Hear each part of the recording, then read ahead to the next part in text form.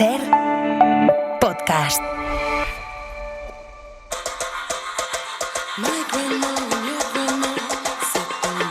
En la cadena Ser, cualquier tiempo pasado fue anterior, con Nieves con Costrina.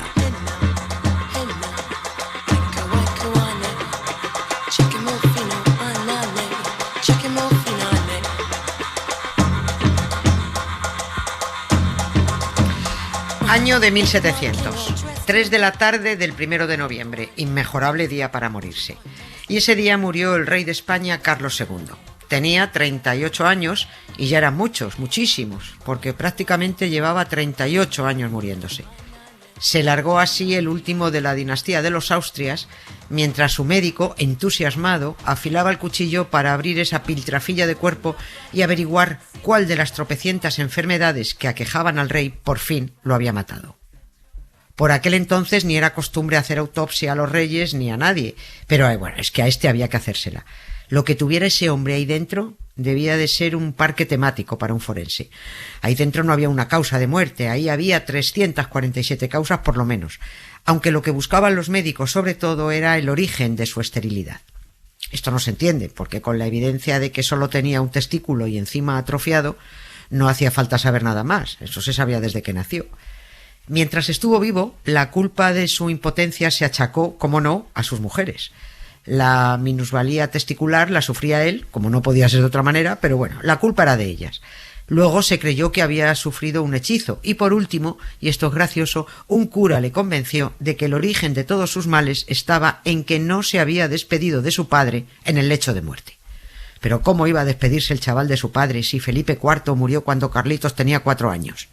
Pero como Carlos II tenía menos luces que una patera y se lo tragaba todo, se plantó en el Escorial, mandó que le abrieran el féretro de su padre, echó un rato con el momio y ni que decir tiene que volvió a Madrid tan impotente como cuando se fue al Escorial.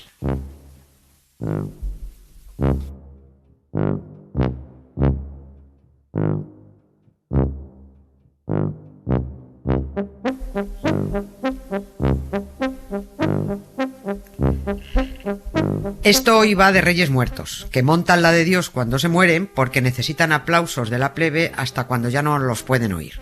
Se creen lo que les han contado desde la cuna, que son seres sagrados, en la cúspide del poder por derecho de nacimiento y porque pertenecen a una dinastía seleccionada por Dios entre toda la mugre.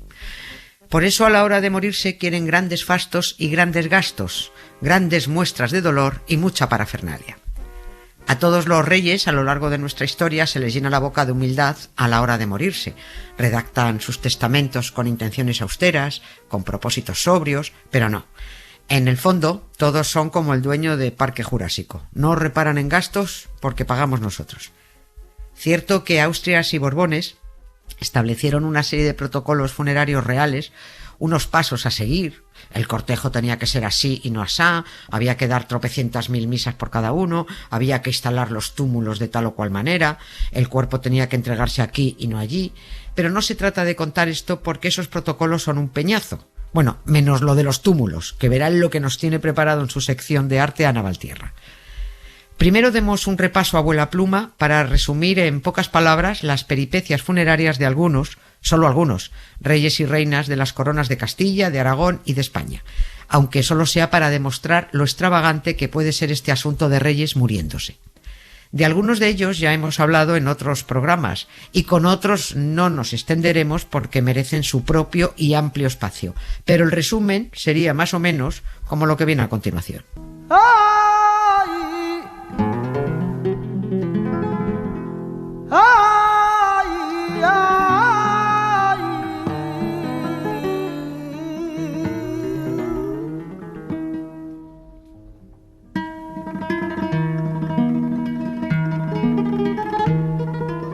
Lo de Enrique IV de Castilla fue de traca, defenestrado y humillado, y puede que hasta asesinado por orden de su hermana la católica Isabel, y luego 3 siglos perdido detrás de un retablo en el monasterio de Guadalupe. Isabel de Castilla, la reina católica del postureo, todo muy humilde en apariencia, pero formó un Cristo tremendo por su capricho para que la trasladaran a Granada en plena ciclogénesis explosiva. Su maridito, Fernando, muerto en pleno viaje en un cuartucho de mala muerte de Madrigalejo. Felipe el Hermoso, que viajó más estando muerto que vivo. Su esposa, la reina titular Juana de Castilla, que fue la que se lo llevó de viaje, pero que tuvo una triste muerte en el encierro que le impusieron para arrebatarle el trono. Carlos V, su hijo, que joder con su pretendida austeridad. Nos costó un riñón su jubilación, su agonía y su entierro. Tremenda bulla la que dio, con que si ahora me enterréis aquí, que si luego allí, que no, que mejor en el otro lado. Felipe II, otro que iba de prudente, pero se gastó lo más grande y se hizo un monasterio para enterrarse, pese a que España estaba en quiebra. Su nieto, Felipe IV, que este fue una fashion victim en toda regla, y en el féretro parecía más un repollo con lazos que un rey muerto. Felipe V, el muerto más guarro que nos podamos imaginar. Fernando VI, otro que nos salió carísimo. Carlos III, muriéndose en una habitación donde había más despojos humanos que en una morgue. Reliquias, las llaman en la multinacional.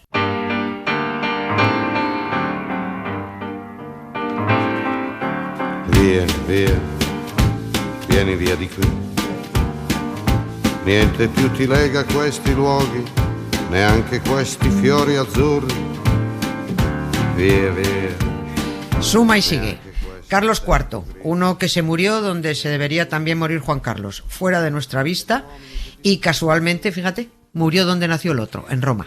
Lo que pasa es que luego su hijo el más tuerzo nos lo trajo de vuelta y nos salió por un dineral el traslado, sobre todo a los alicantinos, que fueron los que pagaron la mayor parte. Cristina de Borbón, la corrupta en la que se han inspirado todos los Borbones de los últimos 2 siglos. Otra que se murió fuera, también expulsada y a la que también le pagamos el regreso. Isabel II, también expulsada y también costó un dineral montarle el entierro.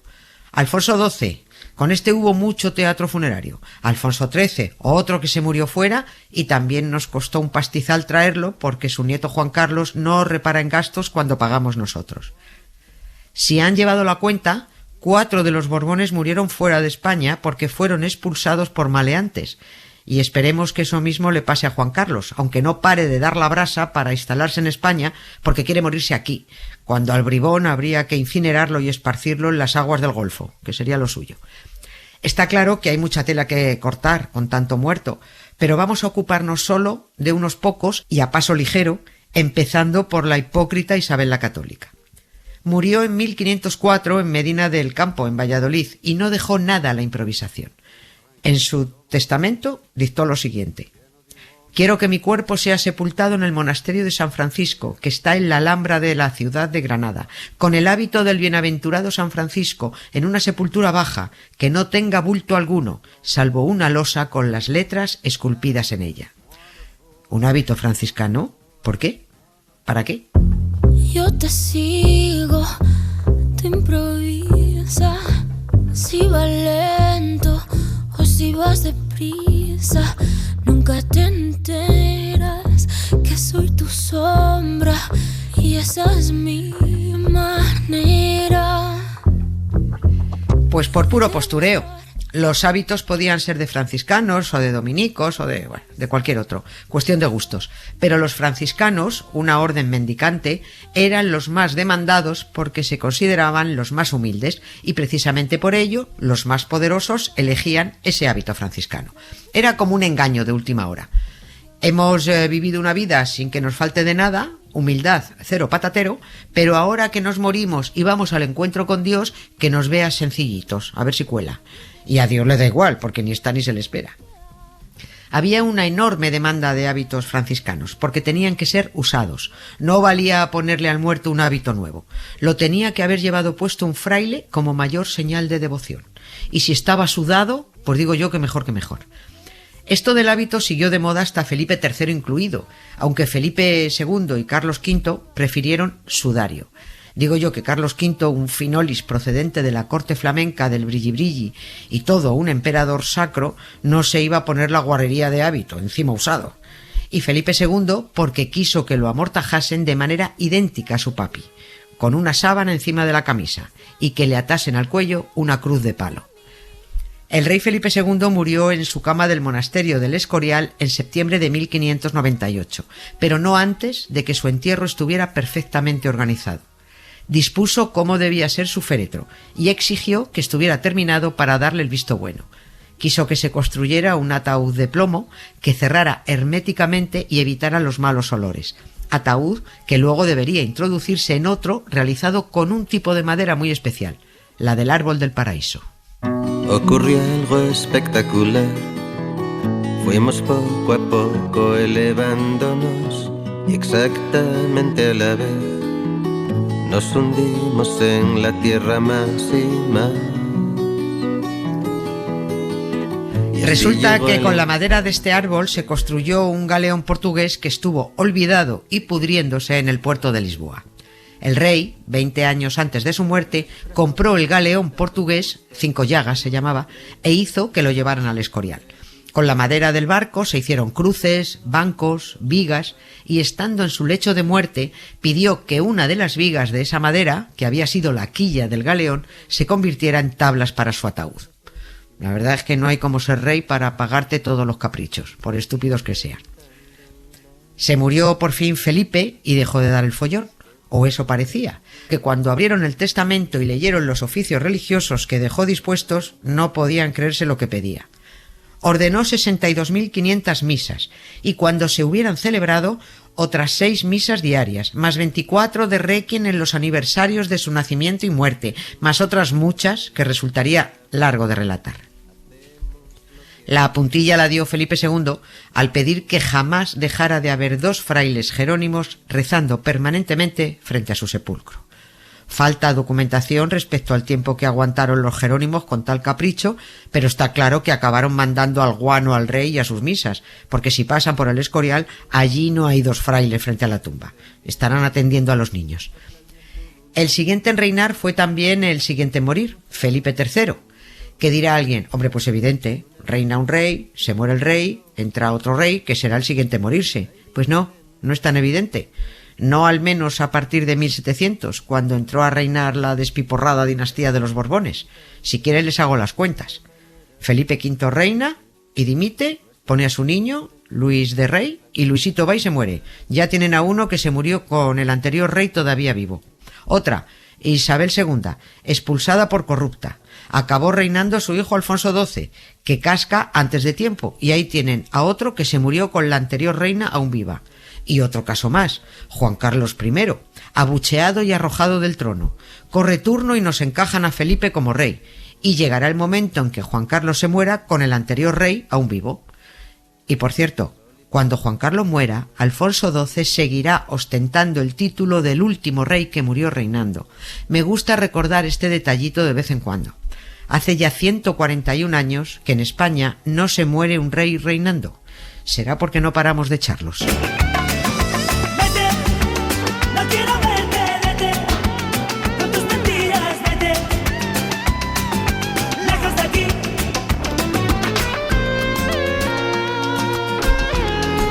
Íbamos por Felipe III, aquel que fue hijo del segundo y padre del cuarto, aquel que decía amén a todo lo que ordenaba su valido el duque de Lerma, aquel que rezaba 9 rosarios diarios, 1 por cada mes que estuvo Jesucristo en el vientre de su madre, aquel rey cortito de inteligencia y flojo de voluntad, ludópata e indolente, se murió el 21 de marzo de 1621.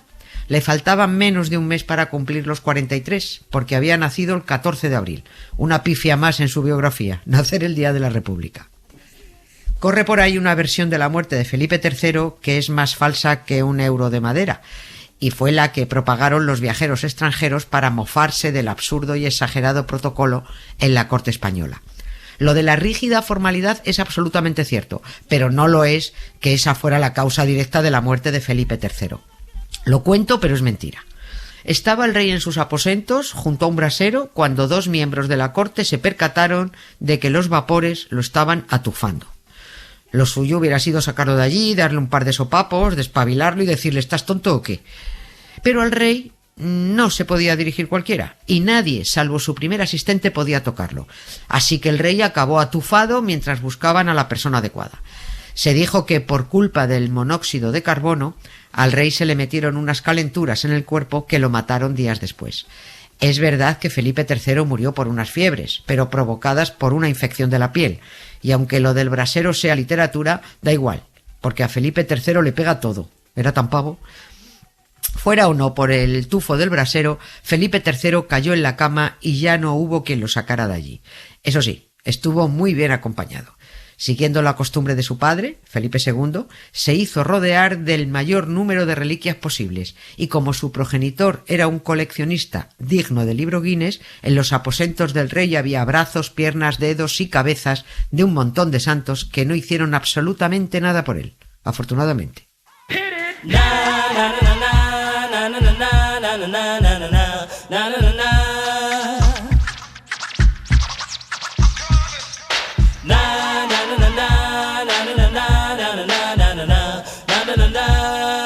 Llega el hijo y el nieto de los dos anteriores, la fashion victim a la que me refería al principio, Felipe IV, el primero que rechazó ser enterrado con el hábito franciscano. Dijo él: a mí no me ponéis eso que me da mucho asco. A mí me enterráis con mis encajes y con mis bordados, mi capa, mi espada y mi sombrero, que por algo soy el rey. Dejaos de guarrerías. Con Felipe IV se acabó la costumbre de los hábitos sudados y comenzó la del embalsamamiento para poder mantener el cadáver expuesto más tiempo. Es entonces cuando también se puso de moda el adorno de los cuerpos reales con sus mejores galas y con decoraciones más distinguidas. Felipe IV se fue a la tumba de esta guisa. Abro comillas. El vestido era de chamelote, color de perla, bordado de plata, cabos de lo mismo, con capa, espada y sombrero de castor blanco, y, por última insignia de su grandeza, el tusón de oro con su collar. El pelo peinado, la barba arreglada, el rostro y las manos pintados, una golilla o cuello, vueltas las manos que se juntan sobre su pecho, asiendo un globo y una cruz dentro. Felipe IV, por cierto, fue el que se inventó lo del pudridero. Es decir, fue el que dispuso que todos los reyes, antes de pasar al sarcófago correspondiente en la cripta real para admiración de los turistas y disfrute de los republicanos por ver tanto rey muerto, se quedaran unos años en la sala anterior hasta verse en los huesos. Él mismo dejó descrito el protocolo, diciendo que su cadáver debían dejarlo, comillas, en alguna parte reservada de aquellas bóvedas que están dentro de la primera puerta, hasta que no ofenda, y entonces se pasará reservadamente a la urna que le tocare. Fin de comillas. Lo de que no ofenda se refiere a que no apestara.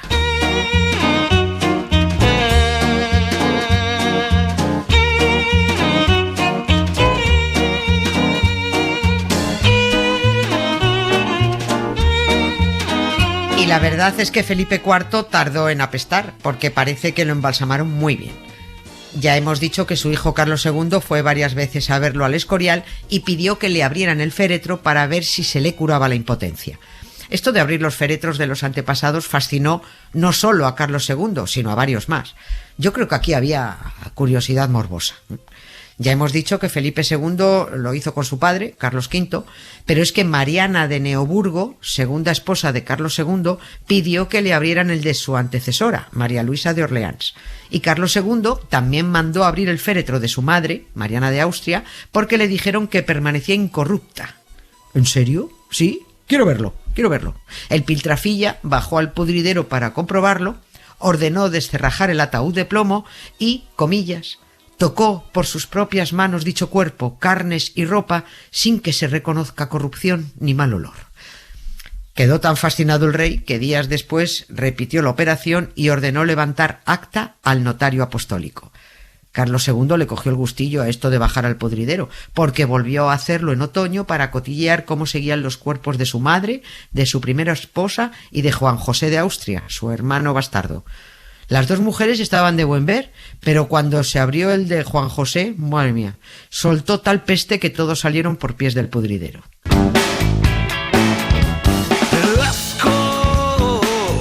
¡Qué asco que me das!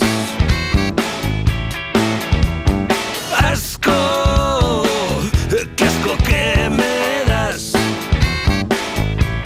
Entre los entierros más ajetreados y tumultuosos estuvo el de Felipe V, el primer Borbón, pero a este perturbado lo reservamos para el cuento final porque merece su sitio.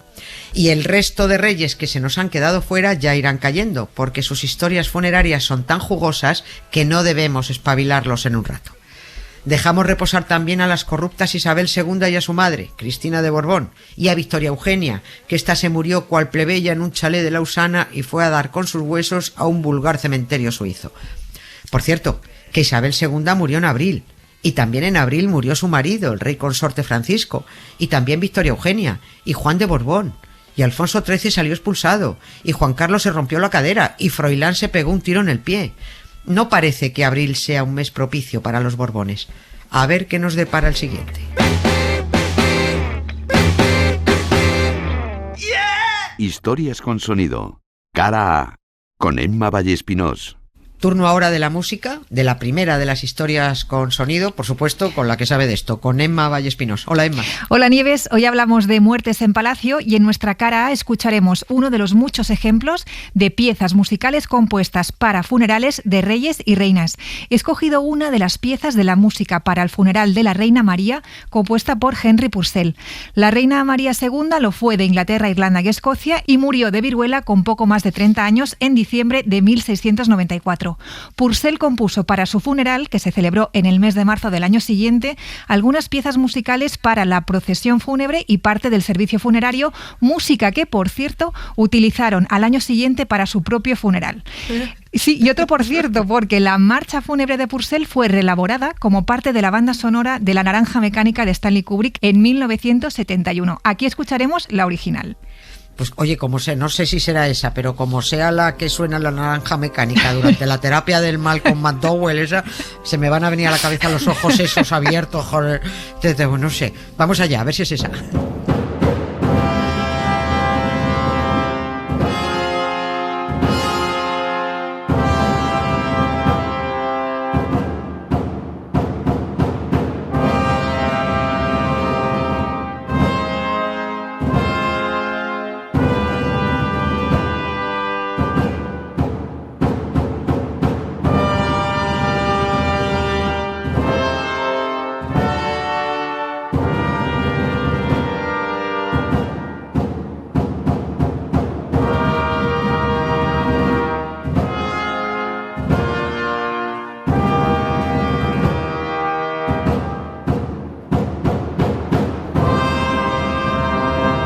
Contarte el arte.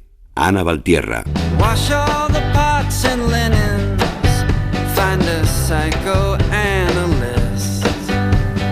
go to the bank and deposit checks, sweep up the shattered dish. Del Austria Felipe IV y lo repollo que se fue a la tumba con un look que rompía el protocolo hasta entonces impuesto, ya hemos hablado. Pero Ana Valtierra, doctora en Historia del Arte, va a rematar las exequias de aquel rey gamberro, nunca mejor dicho, con mucho arte. Hola, Ana. Hola, Nieves. Pues efectivamente vamos a dedicar la sección a estas exequias reales, en concreto a una de las más llamativas que se hicieron en España, que fueron las relativas a la muerte de Felipe IV, que si, como bien dices, iba vestido de repollo, pues imagínate el resto. Lo primero que debemos tener en cuenta es que cuando un rey moría en esta época, se le hacían varios funerales en diferentes ciudades, casi todos en el cuerpo. Claro, el cuerpo es uno y tampoco pues daba la cosa para mandarlo por todo el territorio que gobernaban. Así que montaban unos fregados bastante grandes, porque todo el mundo tenía que enterarse de que el rey había fallecido, ¿no? ¿Por qué se hacían en ciudades donde no estaba el cuerpo? Pues porque creían que el rey tenía dos cuerpos. Dale. El cuerpo, claro, a lo grande todo, ¿vale? El cuerpo físico, que es el que se corrompe y viaja al Escorial, ¿no? Y el cuerpo político, que es inmortal, que debe ser representado en las catedrales de ciudades clave, pues como Sevilla, Madrid o Valladolid. Por eso se hacían túmulos, cenotafios y catafalcos. Eran como el doble del rey, una estructura que no sostiene, que lo que hacía era sostener el peso de la soberanía. Ajá. Así que, bueno, Nieves, mientras el cuerpo físico del rey viajaba rumbo al Escorial, las ciudades construían un doble del rey, hecho con materiales que hoy tiraríamos al contenedor azul, pero que visualmente eran más sólidos que el propio reino. Bueno, va. Eso no era difícil, ¿va? Sí, eso a lo mejor, va, no era complicado, que en la época estaba la cosa chunchada. ¿Y cómo eran esas estructuras para tirar al contenedor azul de las que hablas? En arte las llamamos arquitectura efímera, porque eran estructuras temporales que después de los funerales se destruían. Su parte más importante eran los llamados catafalcos, que eran unos túmulos de varios metros de alto que se ponían en el interior de las iglesias. Eran verdaderos castillos hechos de madera de pino, carbón, yeso, lienzos, todo pintado. La base de aquí, Nieves, era el paripé y el fingido. Para no variar, claro, para no variar también. Los artistas eran unos maestros de la policromía, tanto que lograban que un trozo de cartón pareciera mármol de Carrara. Aquí lo que importaba era la apariencia. Así que no se buscaba la permanencia en piedra, sino el impacto inmediato del símbolo. ¿Para esto qué se hacía? Pues utilizar materiales pobres como lienzo, yeso o cartón que se pintaban simulando que eran materiales caros como mármoles, bronces y jaspes, ¿no? Los catafalcos se usaban ya en época muy antigua, pero se recuperaron en el siglo XV en el caso español para las exequias de Carlos I. Sin embargo, es en época barroca cuando se vienen arribísima con estos catafalcos y funerales del fingido. Tenemos ejemplos muy impresionantes como el de Felipe IV. Cuando muere, España, como bien sabes, estaba en plena crisis económica, social y política. España estaba arruinada, efectivamente. Pero ahí la fiesta era grande, ¿eh? Ahí era especialmente grande, ¿eh? Pero bueno, a pesar de eso, ya sabes que esto a la monarquía le importa poco, no se escatima en gastos en su funeral, ¿no?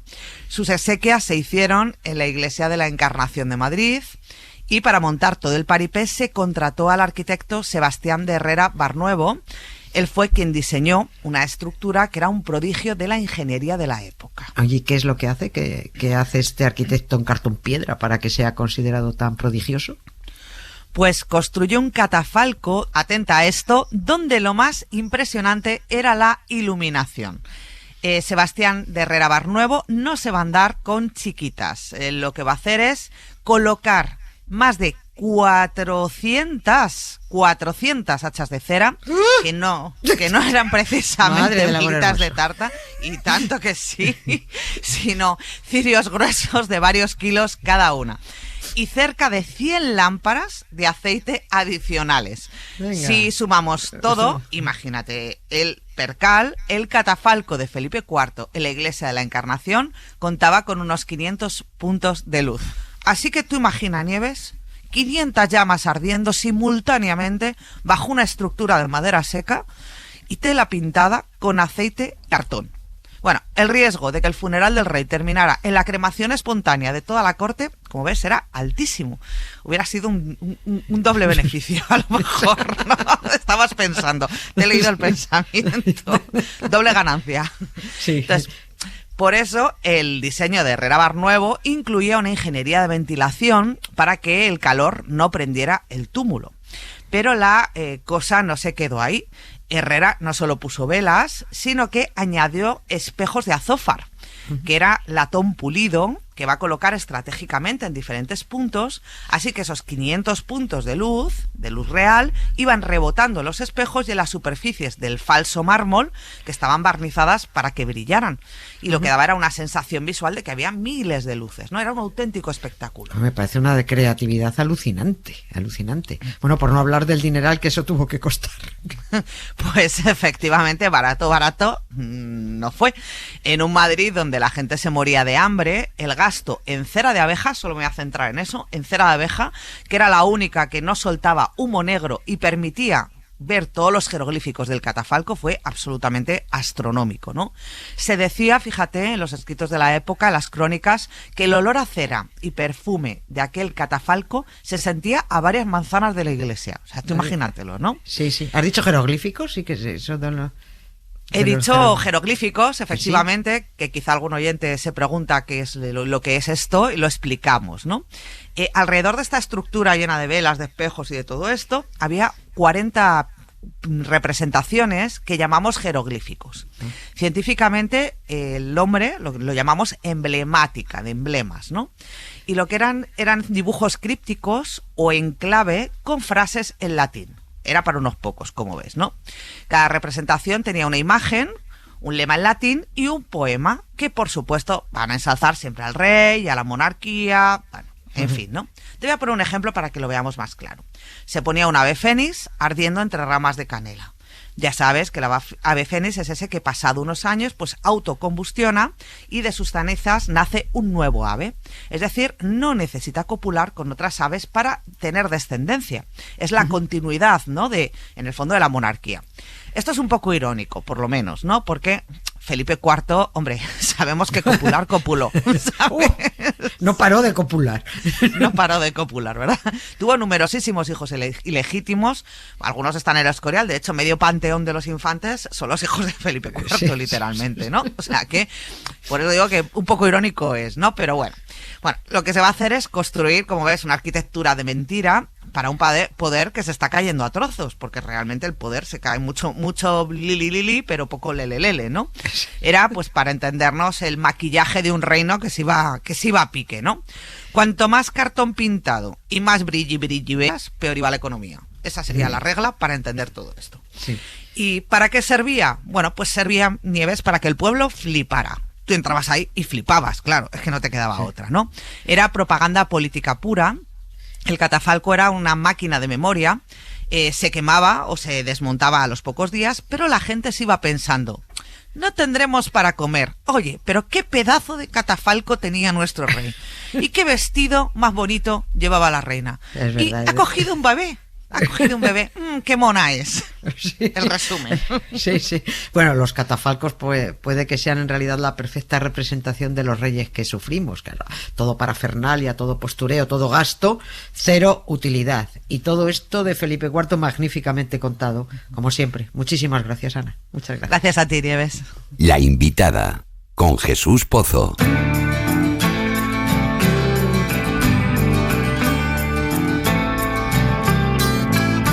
I will try not to breathe. I can hold my head still with my hands at my knees. His eyes are the eyes of the old. Le toca el turno a Jesús Pozo, periodista, nuestro entrevistador y excelente cazador de idóneos invitados para lo que toca. Aunque hoy se ha salido un poquito del guión de la realeza, pero trae una buenísima historia con la invitada oportuna, con Teresa Jiménez, arqueóloga del Museo Arqueológico de Alicante, que nos llevará a una necrópolis de Rojales, en Alicante. Hola, Jesús. Hola, Concostrina. Vamos a contar a la concurrencia la investigación y conclusiones sobre una necrópolis bizantina de mediados finales del siglo V. Y nos salimos del guión de las peripecias reales para comprobar que es mucho más interesante lo que nos cuenta la plebe enterrada que los reyes. Hablamos del yacimiento del Cabezo del Molino. Estas aldeas, digamos, estos primeros asentamientos grupales de gente que va a vivir en el campo, son difíciles de documentar porque no tienen mucha materialidad. Esto no es una gran ciudad ni una villa que tiene unos muros potentes que se conserven a lo largo del tiempo. Sabemos por dónde podría estar y estamos prospectando la zona, pero también te tengo que decir que la Vega Baja es un poco desastre, entonces ha tenido una colonización moderna de un turismo profundamente agresivo, la construcción totalmente irregular de todo el entorno, pues se ha podido llevar todos los yacimientos por delante. Pero lo que sí se sabe es cómo era el entorno territorial. El río Segura es una frontera social, los ríos siempre han tenido ese valor de frontera y entonces pues el margen derecho del río tiene un comportamiento, el margen izquierdo del río tiene otro comportamiento. Estamos en la desembocadura del río, Rojales está prácticamente en la de Guardamar del Segura, que es donde se produce la desembocadura actual, y en su momento aquello era todo un espacio lagunar enorme porque el mar entraba, era como una marisma que se juntaba con la desembocadura del río Segura e incluso con la desembocadura del río Vinalopó, que viene por la zona de Elche. Era una gran marisma, el entorno ha cambiado muchísimo con respecto a lo que actualmente es, porque el río se encauzó, se desecó toda la zona en el siglo XVIII, o sea, de hecho seguramente el Cabezo del Molino tiene una función de puerto fluvial, un pequeño puerto fluvial, o sea, la primera entrada cuando entras desde el mar donde tú puedes asentarte en tierra y empezar a transportar materiales hacia el interior. También sabemos que hacía allí una colonia bizantina. Lo que hemos descubierto en el Cabezo del Molino es una necrópolis que se considera de época bizantina. En el siglo VI, desde la zona del Mediterráneo oriental, hay un emperador que es Justiniano, y Justiniano hace lo que se llama una renovatio imperii. Él dice, yo quiero ahora volver, que el imperio sea otra vez lo potente que fue hace siglos. Y entonces se lanza a reconquistar zonas como Italia, donde estaban los ostrogodos, el norte de África, que estaban los vándalos, y llega a la península. Entonces, en la península se encuentra con los visigodos, que estaban ya con el reino de Toledo bastante asentados. No conquista toda la península, pero sí una franja importante de la península, que es el sureste peninsular, y eso se llamó la Marca Hispana. Lo que pasa es que es muy poco conocido, es como un periodo corto en la historia, porque tendrá una duración de 100-150 años, y de alguna manera pasa un poco desapercibido porque se produce solamente en el sureste, en parte de Andalucía, y tampoco tenemos muy claros cuáles son los límites, pero realmente nosotros estamos dentro de esa ocupación bizantina. Y hago un añadido importante. Estamos hablando de un proyecto de investigación que financia la Diputación de Alicante y que ha generado ya un museo propio. Y esto quiere decir que se hace con dinero público. El proyecto de investigaciones del Museo Arqueológico de Alicante se ha restaurado todo el material que se ha encontrado, todos los ajuares, que eso también es muy importante porque tenemos un taller de restauración y mis compañeras han hecho un trabajo maravilloso porque el ámbar, por ejemplo, es un material que se degrada muchísimo. Los bronces enseguida oxidan. El equipo de antropología, que está dirigido por Susana Gómez González, que es nuestra antropóloga principal, y ellos son de la Universidad de León. O sea, es un equipo multidisciplinar, y luego, como proyecto, digamos, de difusión, hicimos una pequeña exposición temporal que estuvo primero en el Museo Arqueológico de Alicante para presentar todo este proyecto con su catálogo y todas sus publicaciones, y que luego se ha cedido completamente al Museo de Rojales, donde actualmente se puede ver y donde se va a quedar ya a perpetuidad porque pertenece a la población de Rojales, claro. Teresa Jiménez nos cuenta ahora la importancia que ha tenido el trabajo de los genetistas en este proyecto. El hecho de que sean sociedades donde vienen poblaciones extranjeras aquí, pues hacen que se refuerce la línea local, ¿sabes?, a través de las madres, porque realmente son ellas las que se casan con los extranjeros. Se establecen esos vínculos. De hecho, tenemos 3 niños que son 3 muñequitos que son mestizos. Su madre es local, es de allí, pero el padre es africano. Es una población que se genera después del mundo romano, que, como te decía antes, tiene identidad ibérica, o sea, de poblaciones de ancestría de la península ibérica de siempre, con una mezcla de población norteafricana y una mezcla de población mediterráneo oriental.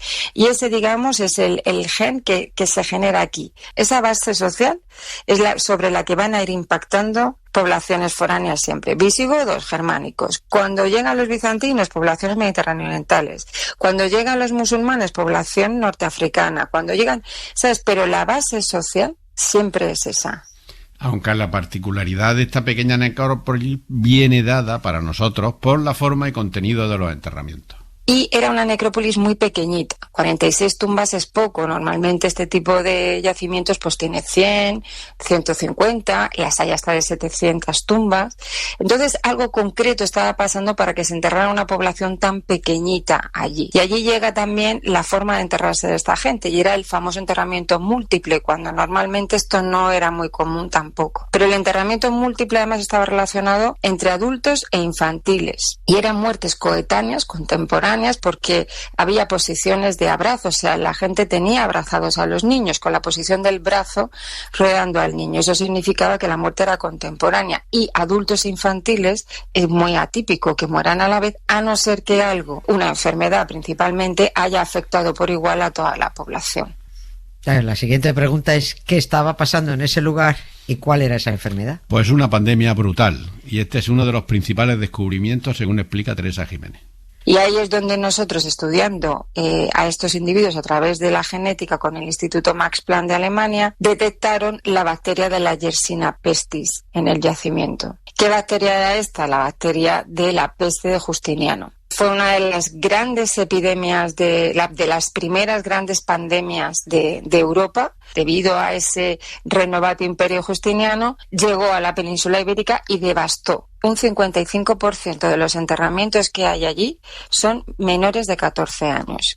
O sea, que la enfermedad afectó de una manera masiva a los niños. Lo que pasa es que aquí no se conocía mucho, porque las fuentes no nos hablaban de ese impacto de la peste, porque como se produce en el territorio de ocupación bizantina, los visigodos apenas tienen afectación y prácticamente las fuentes no nos hablan del fenómeno. Pero ahora que hemos ido a lo material, a lo físico, a la gente que estaba allí enterrada, hemos visto que efectivamente sí que murieron, y murieron además de una manera masiva.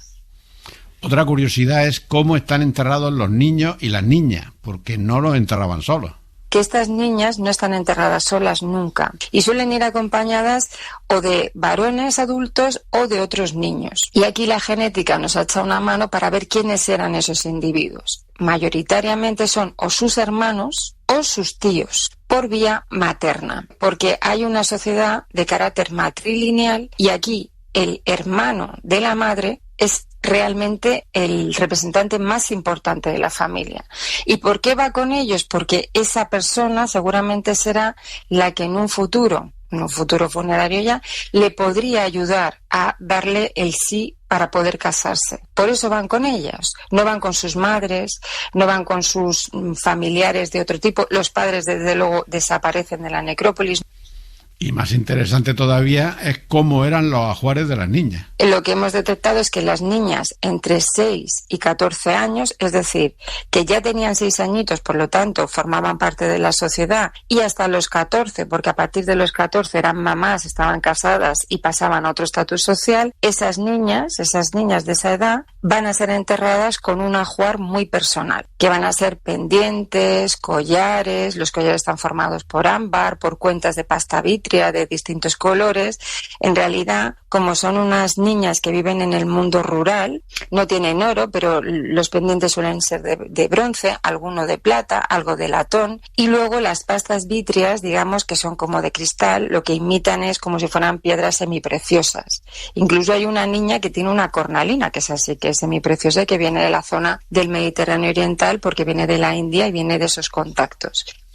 Y no acaban las sorpresas de las niñas de Rojales, porque la mayoría de las cuentas de esos collares eran de color negro. Estas niñas llevan estas cuentas de collar que te digo, llevan algunas que son como más grandes, más significativas, y suelen ser de color negro porque antiguamente el color de la virginidad no era el blanco, era el negro. Entonces están marcando constantemente la virginidad de las niñas. Incluso hay una que lleva un ojo protector como el que tú ves hoy en día en Ibiza. Es el amuleto típico que te protege. Y llevan mucho seguramente porque el miedo que tenían a que les pasara algo. Lo que pasa es que evidentemente, pues la peste no miraba, ¿sabes? No se protegía de esa manera. Es increíble, de verdad, todo lo que nos cuentan los muertos, ¿eh? Pues queda la traca final. Otro dato interesante. Eran collares que tienen un microdesgaste que formaban parte de otros collares en otro momento. O sea, son collares heredados, son collares que se van formando, son ajuares que tienen las familias para vestir seguramente a esas niñas de novias el día que tenían que casarse. Collares que habían usado sus madres, que habían usado sus tías, sus abuelas, y lo interesante es que normalmente esto nunca aparece porque son elementos de vida, de elementos de ritos sociales de vida, y aquí aparecen porque las niñas no han podido casarse y seguramente las vistan de novias para que puedan casarse en el más allá, por la importancia social que tenía de que ellas llegaran a ese estatus social de mujer casada. Está claro que la soltería también estaba mal vista en el siglo XV. ¡Qué canallas! Bueno, apasionante lo que nos cuentan, ya no solo los muertos, sino los ajuares de los muertos. Gracias, Jesús, y gracias también a Teresa Jiménez, arqueóloga del Museo Arqueológico de Alicante, por su tiempo, y a los dos por vuestra charla. Sí, señora, merecía la pena salirse del guión. Adiós. Adiós. Esto era un gato con los pies de trapo y la cabeza al revés. ¿Quieres que te lo cuente otra vez? Cuéntame un cuento y verás que contento. Me voy a la cama y tengo lindas señas. Cuéntame un cuento y verás que contento. Me voy a la cama y tengo lindos sueños. La muerte y el entierro de Felipe V fue un cuento de terror. Podemos decir, sin temor a equivocarnos, que ha sido el rey muerto más guarro de la historia de la monarquía hispánica. Además de ser un mal gobernante, además de estar incapacitado por su enfermedad mental, encima tuvo la mala idea de morirse en julio, con toda la calorina encima, en el horno de Madrid. Se largaba de este mundo en 1746 el rey que todavía ostenta el récord de reinado más largo, 45 años.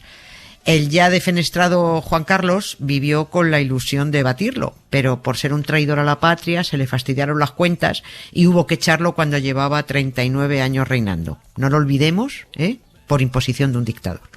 A ver qué sorpresas nos depara Juan Carlos, pero de momento vamos con Felipe V. Qué follón de muerte, qué lío en el velatorio, qué peste, qué viajecito cargando con el muerto hasta el real sitio de la granja de San Ildefonso, al lado de Segovia, sube Navacerrada, baja Navacerrada, con más bronca en su entierro que en una final del Manchester-Liverpool. Abre la ventana que vive la mañana al cuarto y la cocina. Aire, aire, aire pasa. Aire nuevo, aire fresco a la casa. Murió Felipe V el 9 de julio de una apoplejía y los organizadores de la parafernalia funeraria cometen el primer error al demorar mucho el entierro dado el calor que hacía en aquel mes. Deberían haber ido más ligeros y espabilar con más diligencia el protocolo. Cuando el rey murió, no acababan de creerse que se hubiera muerto. No pregunten por qué, pero algunos se creen que los reyes son seres divinos que no van a tener un final. Felipe V no respiraba, no se movía, pero dicen ellos, ¿y si todavía tiene un halo de vida? A partir de ahora, si están comiendo, dejen el bocata. Con todas las evidencias a la vista de que estaba muerto, el médico decidió, no obstante, hacerle una sangría y como no salió ni una gota, dijo, pues sí, ha cascado. Pues claro que había muerto, pero hacía horas. Si ya era mala idea morirse en julio, añadan a eso que este perturbado llevaba años sin lavarse y sin cambiarse de ropa. Cuando fueron a preparar el cuerpo para embalsamarlo, no pudieron. Verán, en Madrid había un convento llamado de San Gil, regentado por franciscanos, y cuyo cometido, impuesto con la llegada de los Borbones, que rara vez tienen buenas ideas, era velar los cuerpos reales y luego llevarse las vísceras para custodiarlas en recinto sagrado. A estos franciscanos del convento de San Gil se los conocía como gilitos por razones obvias, pero también por razones obvias se les puede llamar giles.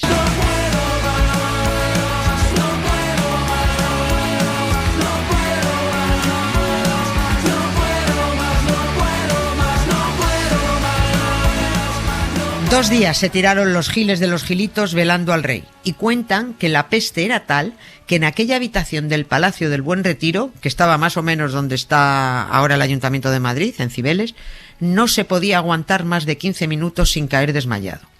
Pero Felipe V era tan guarro y apestaba tanto, no solo porque se hubiera muerto, sino porque ese cuerpo no había tocado jabón desde hacía varios trienios, que hubo que pasar de embalsamar, optar porque ese cuerpo se momificara, si quería, claro, y dejarle puesta la asquerosa camisa que llevaba, porque al intentar quitársela también se iba detrás la piel. Pero por fin se lo llevaron caminito de la granja, mientras en Madrid le sacaban coplillas. Requiescat, murió Felipe. In pace, ha quedado el reino. Amén, dicen los vasallos. Jesús, a qué lindo tiempo. No veo yo ahí mucho dolor por la pérdida, la verdad. Cuando los reyes se morían, arrancaba un estricto protocolo porque ese iba a ser su último acto público y tenía que ser grandioso. Protocolo que, de haber empleado el sentido común, tendrían que haberse saltado. Felipe V no quiso enterrarse en el Escorial con los ordinarios austriacos. Allí mandó a su hijo Luis unos años antes, pero él quería ir a su versallesco real sitio de la granja, no a aquel frío monasterio mazacote. El día 17 llegó el maltrecho cuerpo de Felipe V a la granja, 8 días después de su muerte, y al margen del estado del rey, lo peor estaba por venir. Y esto lo cuenta muy bien el historiador Javier Varela en su libro La muerte del rey, un documento buenísimo de cómo se morían los reyes en España entre los siglos XVI y XIX. Los velatorios públicos de los reyes eran de todo menos tranquilos, porque el populacho es muy morboso y no repara en guantazos para hacerse con el mejor sitio. Además, en estos velatorios la gente acababa provocando grandes destrozos, porque todo el mundo quería llevarse algo de recuerdo. Rompían lienzos, cortinajes, cualquier cosa que consideraran cercana a ese difunto al que muchos consideraban sagrado. ¡Ay! ¡Oh! ¡Let's go! ¡Ay! ¡Oh! ¡Let's go! The falling in a straight line.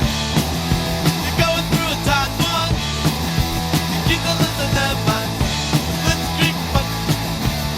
En el entierro de Felipe V en la colegiata de la granja acabaron a hostias hasta los que vigilaban que no hubiera hostias entre los asistentes. En un manuscrito documentado por el citado Javier Varela, se cuenta que en la sala malparieron 2 mujeres, o sea, que abortaron, y a otra le sacaron un ojo.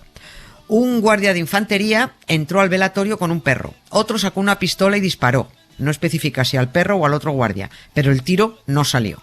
Otro guardia de corps quiso acompañar a unas señoras a un sitio con buena vista. Un centinela de los alabarderos les cortó el paso, el otro se mosqueó, sacó su espada y, esto es textual, tirando una estocada dejó al alabardero en el mismo puesto sin poder decir Jesús. Conclusión, que en el entierro de Felipe V hubo otro muerto además de él mismo. Y varios heridos, porque luego se enfrascaron los guardias de corps contra los alabarderos en una gresca importante. A Felipe lo enterraron provisionalmente en la capilla de las reliquias de la Real Colegiata y 12 años después su hijo, el rey Fernando VI, que heredó la perturbación mental a la vez que la corona, lo trasladó en una ceremonia secreta a una cripta tras el retablo del altar mayor dentro de la propia colegiata, razón por la cual se perdió la pista de los apestosos despojos de Felipe V durante 200 años. Hasta que en 1954 alguien dijo, anda, mira dónde ha aparecido el Pertur. Por cierto, que antes me ha escandalizado las 60 y tantas mil misas que pidió Felipe II para asegurarse el descanso de su oscura alma. Pero no se pierdan a este desquiciado de Felipe V, que pidió 200.000. Bueno, por pedir, total, pana.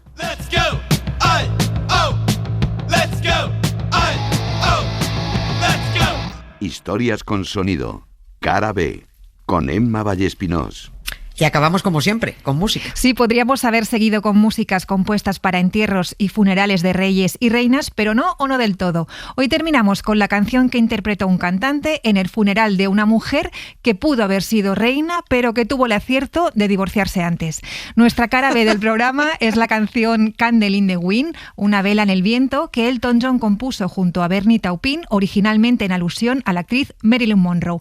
Años después, Elton John, que era íntimo amigo de Lady Di desde los años 80, adaptó la canción y la interpretó al piano en el funeral de Diana, fallecida en agosto de 1997 a los 36 años en un accidente de tráfico. El tema readaptado fue publicado como single y entró ese año en el libro Guinness como la canción más vendida.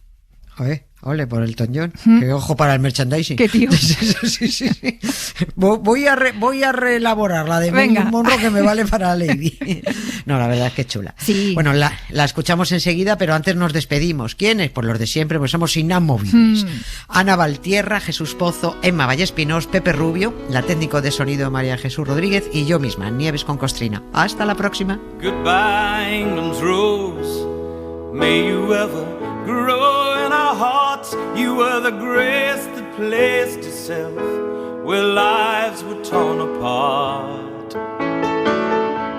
You called out to our country and you whispered to those in pain. Now you belong to heaven and the stars spell out your name. And it seems to me you lived your life like a candle in the wind, never fading with the sunset when the rain set in. And your footsteps will always fall here along England's greenest hills. Your candles burned out long before your legend ever will.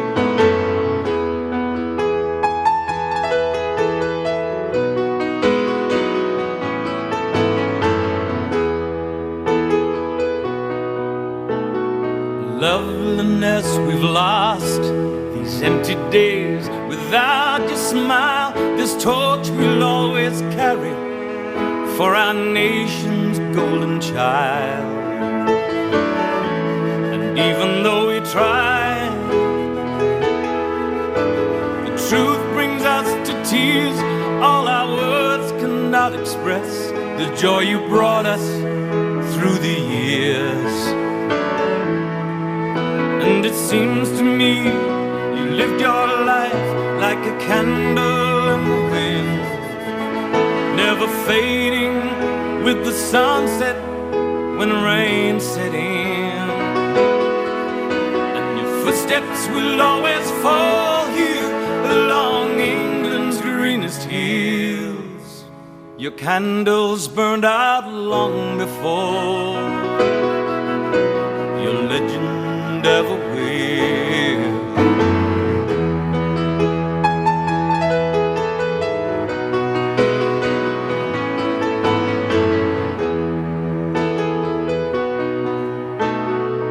Goodbye, England's rose. May you ever grow in our hearts. You were the grace that placed itself where lives were torn apart. Goodbye, England's rose, from a country lost without your soul, who missed the wings of your compassion more than you'll ever know. And it seems to me you lived your life like a candle in the wind, never fading with the sunset when the rain set in. And your footsteps will always fall here along England's greenest hills. Your candles burned out long before your legend ever will. Your footsteps will always fall here along England's greenest hills. Your candles burned out long before your legend ever will. Para no perderte ningún episodio, síguenos en la aplicación o la web de la SER, Podium Podcast o tu plataforma de audio favorita.